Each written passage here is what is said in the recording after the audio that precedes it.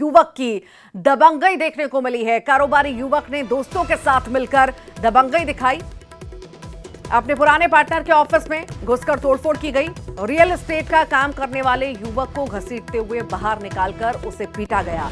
Office में काम करने वाली युवती बीच बचाव करने आई तो उसके साथ भी मारपीट की गई।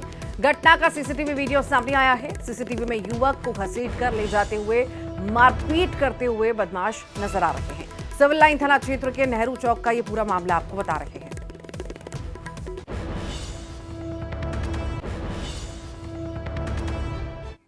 बिलासपुर से बड़ी खबर है। होटल मैनेजर से मारपीट का यह पूरा मामला है। वारदात में शामिल 3 आरोपी गिरफ्तार हुए हैं। एक नाबालिग समेत 3 आरोपी गिरफ्तार हुए हैं।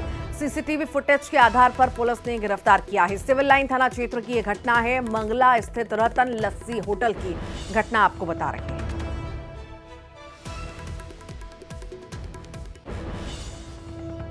बलौदाबाजार से बड़ी खबर है। बलौदाबाजार पुलिस की बड़ी कार्रवाई देखने को मिली है। कार से 30 पेटी अवैध शराब जब्त की गई है। अवैध शराब के साथ ही एक आरोपी गिरफ्तार हुआ है। जब्त शराब की कीमत 2,30,000 रुपए है। सकरी गांव से अवैध शराब जब्त की गई है।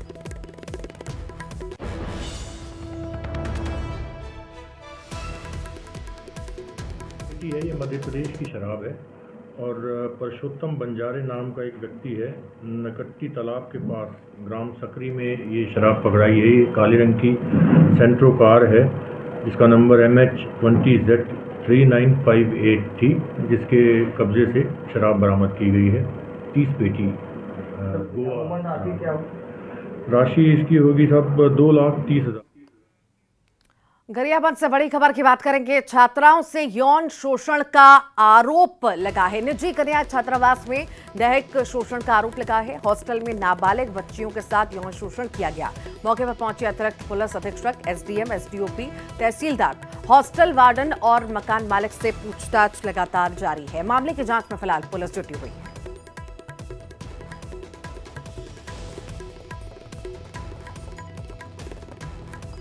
तो छात्राओं से यौन शोषण का आरोप जो है लग रहा है। छात्राओं से यौन शोषण का आरोप लग रहा है। निजी कन्या छात्रावास में दैहिक शोषण का आरोप लग रहा है। हॉस्टल में नाबालिग बच्चियों के साथ यौन शोषण करने का यह मामला है। फिलहाल मौके पर अतिरिक्त पुलिस अधीक्षक, एसडीएम, एसडीओपी, तहसीलदार, हॉस्टल वार्डन और मकान मालिक से पूछताछ कर रहे हैं। मामले की जांच में फिलहाल पुलिस जुटी हुई है।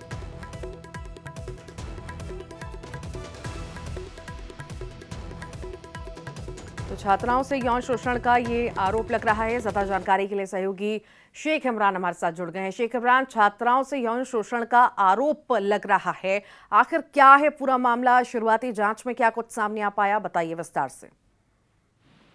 जी रुचि जी, ये पूरा मामला चूरा का है, जहां एक निजी कन्या छात्रावास संचालित हो रहा था और यहाँ जो बच्चे हैं, नाबालिग बच्चे हैं, उनके साथ दैहिक शोषण का एक बड़ा आरोप लगा है। एबीपी के छात्र यहाँ पहुंचकर जमकर प्रदर्शन किए। तमाम स्कूल कॉलेज के छात्र यहाँ मौजूद थे और निजी कन्या छात्रावास पर छात्राओं के साथ ये दैहिक शोषण का एक बड़ा आरोप लगा है। हॉस्टल में तमाम बच्चे जो है वो नाबालिग है, इसलिए मौके पर जब प्रदर्शन की बात आई और जब पूरा मामला उठा तो मौके पर अतिरिक्त पुलिस अधीक्षक, एसडीएम, एसडीओपी और तहसीलदार मौजूद रहे।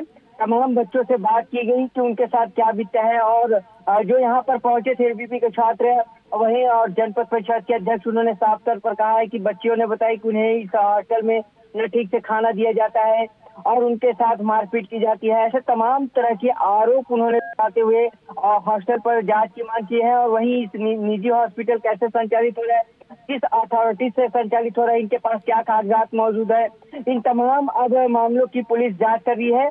पूरा का यह प्राइवेट एक हॉस्टल है जहां आसपास के जो बच्चियां हैं वो यहाँ रुककर पढ़ाई करती हैं और स्कूलों में जाती हैं।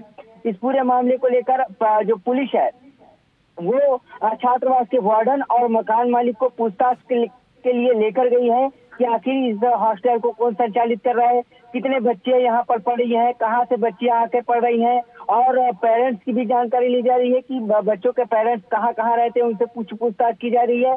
और ये बेहद ही गंभीर मामला है। इस विषय को सर्व हिंदू समाज ने भी उठाया, एबीपी के छात्र भी उठाए। अब कहीं न कहीं छात्र जो है इस पूरे मामले में कार्रवाई करने की मांग कर रहे हैं, जांच करने की मांग कर रहे हैं ये छूरा इलाके के एकदम आखिरी छोर पर एक किराए के मकान पर ये जो निजी छात्रावास है ये संचालित हो रहा था। तो अब कई तरह के सवाल भी खड़े हो रहे हैं। बच्चे जो यहाँ पर पढ़ने वाले बच्चे हैं उनसे भी पूछताछ की गई। हालांकि बच्चे नाबालिग है इसलिए ज्यादा कुछ इसमें अभी निकल कर सामने नहीं आई है। पुलिस हर एक पहलू की बारीकी से जांच कर रहे हैं क्योंकि ये बड़ा मामला है और अगर बच्चों के साथ यह दैहिक शोषण, शारीरिक शोषण मामला सामने आता है तो निश्चित तौर पर ये बहुत बड़ा मामला होगा। और यहाँ तक हमें पता चला है कि पुलिस जब हॉस्टल के वार्डन और मकान मालिक से इस छात्रावास की जानकारी मांगनी चाहिए तो खुलकर बता नहीं पाए। यही वजह है कि पुलिस उसे अपने साथ लेकर गई है। हो सकता है उसे दस्तावेज मंगाया जा रहा है, बच्चों की लिस्ट खंगाली जा रही है कि बच्चे कहाँ कहाँ से पढ़े हैं और बच्चे कहाँ से आकर यहाँ रुके, कितने दिनों से रुके हुए हैं, बच्चों के साथ अनाचार। शेख इमरान, आखिर कितने लंबे वक्त से छात्रावास संचालित हो रहा था, कितनी छात्राएं वहां पर थी और कितनी छात्राओं द्वारा आरोप लगाया गया है और आखिर कैसे ये पूरा पर्दाफाश हुआ इन चीजों का? जी देखिए, अभी प्रारंभिक तौर पर यह अभी कहना मुश्किल है कि ये छात्रावास कितने दिनों से संचालित हो रहा था, लेकिन स्थानीय लोगों का कहना है कि यह जो छात्रावास है लगभग 3 से 4 वर्ष पहले ही संचालित हो रहा था। लेकिन अब जब मामला तब सामने आया जब यहाँ की कम से कम लगभग आधे दर्जन 6-7 छात्राएं बाहर निकली और ये छात्रों से संपर्क किए। छात्रों से संपर्क करके अपने साथ हुए आप बीती को उन्होंने बताया कि हमारे साथ इस हॉस्टल में ये सारी चीज हो रही है।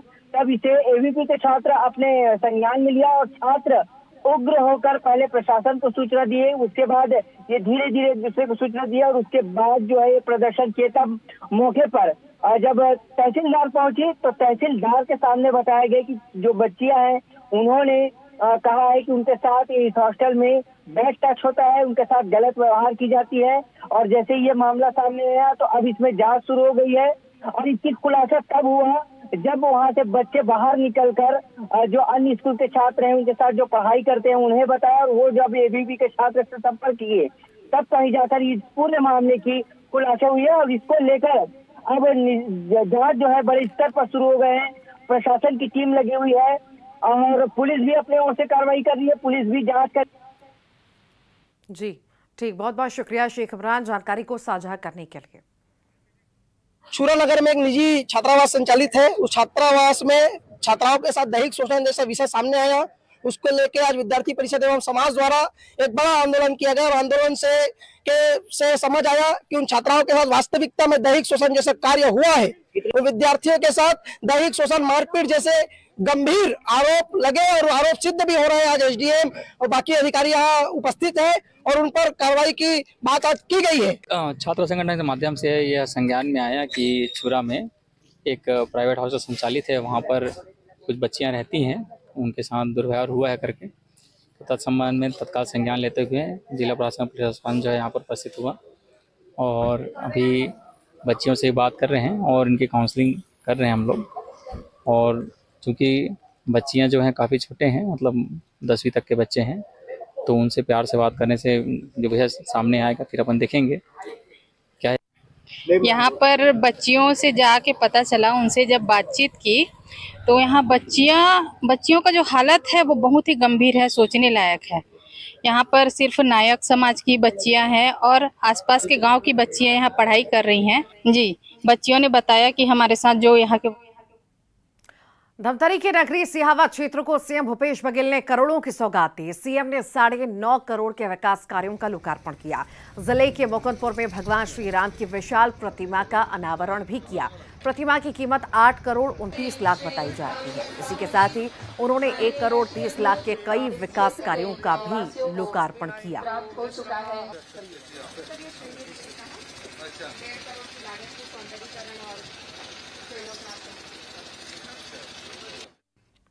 'छत्तीसगढ़ के चुनावी दंगल में अब यात्राओं का दौर शुरू हो चुका है। बीजेपी कल बस्तर से परिवर्तन यात्रा का शुभारंभ करेगी।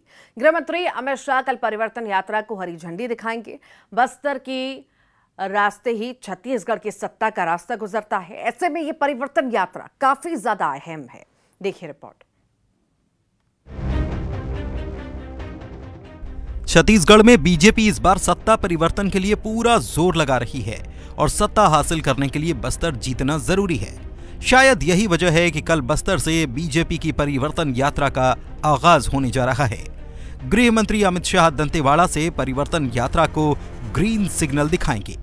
परिवर्तन यात्रा के लिए तैयार रथ की पूजा की गई, जिसमें पार्टी के प्रदेश प्रभारी ओम माथुर, अजय जामवाल, पवन साय शामिल हुए। हम इस वक्त है भाजपा मुख्यालय में। यहाँ देखिए ये रथ रवाना हो चुकी है पूरे लाव लश्कर के साथ। दंतेवाड़ा परिवर्तन यात्रा में शामिल होने के लिए रथ रवाना हो रही है। एक एक करके इसे पूरी तरीके से सजाया गया है। सबसे पहले पूजा अर्चना की, जिसमें ओम माथुर समेत तमाम बड़े नेता मौजूद थे। इसके बाद इसको भाजपा का ध्वज दिखाकर रवाना किया गया है। देखिए एक एक करके यह परिवर्तन यात्रा के लिए यह रथ रवाना हो रही है। सबसे पहले बड़े रथ को इसमें शामिल किया गया है। इसमें 18 वाहन हैं जो शामिल किए गए हैं। पूरे तरीके से इसे सजाया गया है। भाजपा का मोनो लगा है और तमाम छत्तीसगढ़ महतारी का मोनो, नरेंद्र मोदी, अटल बिहारी वाजपेयी समेत तमाम बड़े नेता इसमें नजर आ रहे हैं। और देखिए एक एक करके कैसे यह रथ रवाना हो रही है। यह रथ दंतेवाड़ा के लिए अभी रवाना हुई है। वहां परिवर्तन यात्रा में यह रथ शामिल होगी और एक एक करके यह पूरा भ्रमण करेगा भाजपा के प्रचार के लिए। यह एक अभियान की तरह देखा जा रहा है। परिवर्तन यात्रा को लेकर बीजेपी काफी उत्साहित है। पार्टी के प्रदेश प्रभारी ओम माथुर ने कहा कि बीजेपी 90 सीटों को टारगेट कर कार्यक्रम चला रही है। उन्होंने कहा कि पीएम मोदी की योजनाओं को घर घर पहुंचाने और प्रदेश सरकार का भ्रष्टाचार उजागर करने के लिए परिवर्तन यात्रा निकाली जा रही है। भारतीय जनता पार्टी पिछले साल भर से 90 की 90 सीटों को टारगेट करके अपना कार्यक्रम चला रही है, राजनीतिक, पॉलिटिकल और टेक्निकली का। लेकिन अब इस 12 तारीख और 15 तारीख से 2 विजय संकल्प यात्रा, 12 तारीख को दंतेवाड़ा से और 15 तारीख को जसपुर से 2 हमारी परिवर्तन यात्रा जन जागरण के लिए, साथ ही साथ आदरणीय प्रधानमंत्री जी की लोक कल्याण योजनाओं को घर घर पहुंचाने के लिए, हमारे लाभार्थियों से सम्मेलन करने के लिए और इस भ्रष्ट सरकार के भ्रष्टाचार को उजागर करने के लिए परिवर्तन यात्रा है। निश्चित रूप से ये परिवर्तन यात्रा छत्तीसगढ़ में एक नया इतिहास लिखने जा रही है। बीजेपी की परिवर्तन यात्रा पर कांग्रेस ने निशाना साधा है। मुख्यमंत्री भूपेश बघेल ने इसे लेकर बीजेपी को टारगेट किया तो आबकारी मंत्री कवासी लखमा ने कहा कि बीजेपी ने बस्तर का विकास नहीं किया और अब परिवर्तन की बात कहती है। नकल कर रहे हैं, हमारा नकल कर रहे हैं।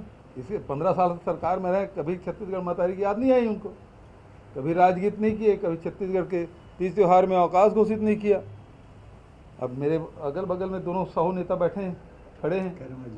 कर्मा जयंती कितनी मांग की, अवकाश दे दो। आदिवासी लोग कितना बोले कि विश्व आदिवासी दिवस के दिन अवकाश घोषित कर दो। रमन सिंह की कान में जूं तक नहीं रहेगा। अब आज छत्तीसगढ़ महतारी की तस्वीर लगाए, सद्बुद्धि आई अभी। जब 9 साल हुआ, बस्तर को भारतीय जनता पार्टी ने 9 पैसा नहीं दिया।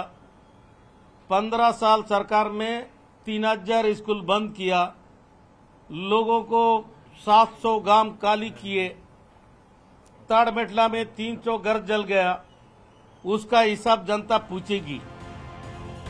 बीजेपी ने परिवर्तन यात्रा को सफल बनाने के लिए पूरी ताकत लगा दी है। परिवर्तन यात्रा के जरिए बीजेपी फिर से प्रदेश की सत्ता हासिल करने की कोशिश में लगी है। हालांकि कांग्रेस निशाना साध रही है, परिवर्तन यात्रा पर सवाल उठा रही है। Bureau report, news 18।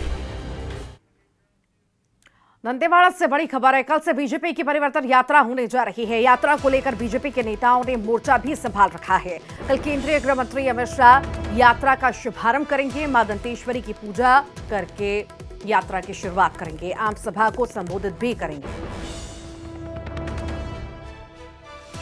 और ज्यादा जानकारी के लिए श्रीनिवास हमारे साथ जुड़ गए हैं। श्रीनिवास, कल से बीजेपी की यात्रा शुरू होने जा रही है। गृह मंत्री पहुंच रहे हैं दंतेवाड़ा और शुरुआत करेंगे यात्रा की। किस तरह की तैयारियां, क्या क्या खास, बताइए।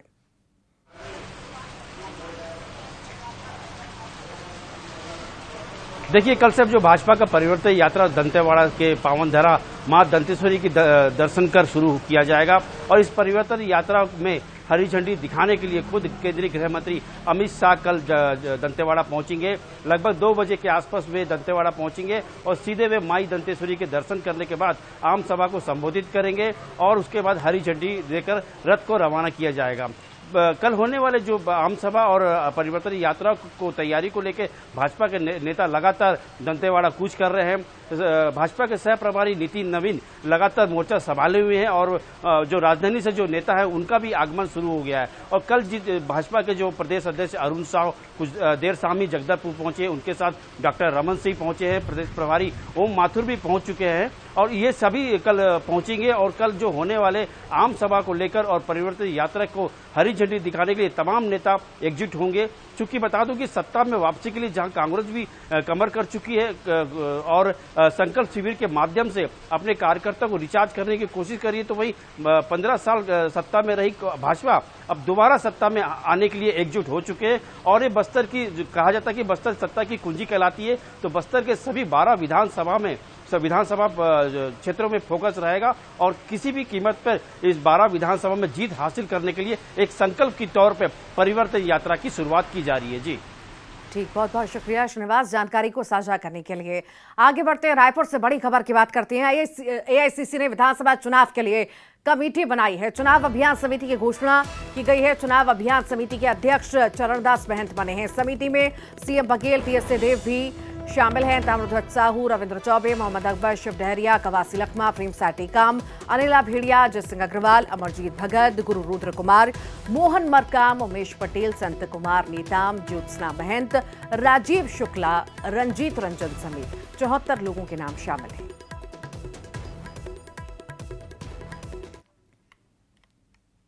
तो कमेटी बनाई गई है। कोर कमेटी में प्रभारी कुमारी शैलजा हैं, सीएम बघेल हैं और पीसीसी अध्यक्ष दीपक बैच हैं। डिप्टी सीएम टीएस सिंहदेव भी शामिल हैं। बता दें आपको 74 नाम जो हैं इसमें शामिल किए गए हैं।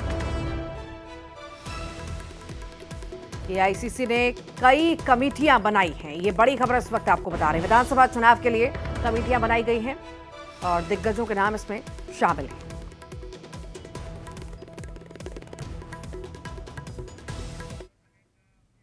कांग्रेस की केंद्रीय चुनाव समिति के सदस्य का बयान आया है। कांग्रेस की पहली लिस्ट पर बोले हैं टीएस सिंहदेव। कांग्रेस की पहली लिस्ट आने में हो सकती है देरी, सितंबर के आखिरी सप्ताह में सूची जारी हो सकती है। हम जल्दी में हैं लेकिन जल्दबाजी में नहीं हैं। उन्होंने जल्दी की, उसके परिणाम दिखाई दे रहे हैं। धरना प्रदर्शन के रूप में दिखाई दे रहे हैं परिणाम।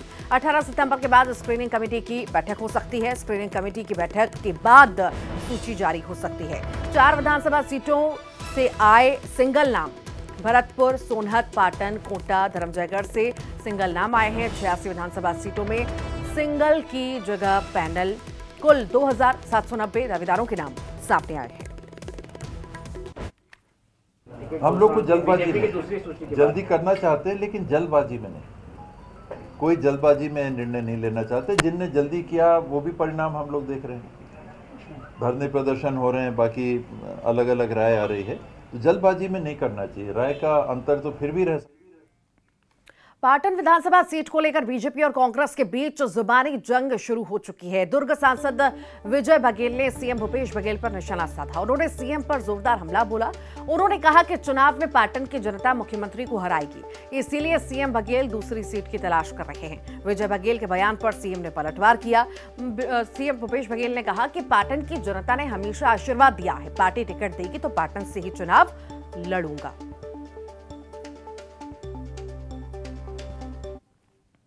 चुनौती स्वीकार, मैं तो प्रत्याशी हूँ, लेकिन वहाँ जनता उसको चुनाव हरा रही है। वहाँ हमारे भारतीय जनता पार्टी के कर्मठ और ईमानदार कार्यकर्ता भाई बहन उसको चुनाव हरा रहे हैं। आप इसी में अंदाज लगा लीजिए ना, मुझे मुख्यमंत्री के खिलाफ पार्टी ने प्रत्याशी बनाया और मैं यहाँ 27 विधानसभा घूम रहा हूँ। देखिए, अब चुनाव लड़ रहे हैं, कुछ न कुछ तो बोलना ही है। मुझे क्यों दूसरी सीट की तलाश होगी भाई? पाटन की जनता ने हमेशा मुझे आशीर्वाद दिया है और अब भी पार्टी टिकट देगी तो मैं पाटन। और इसी के साथ ही छत्तीसगढ़ के बुलेटिन में फिलहाल के लिए इतना ही।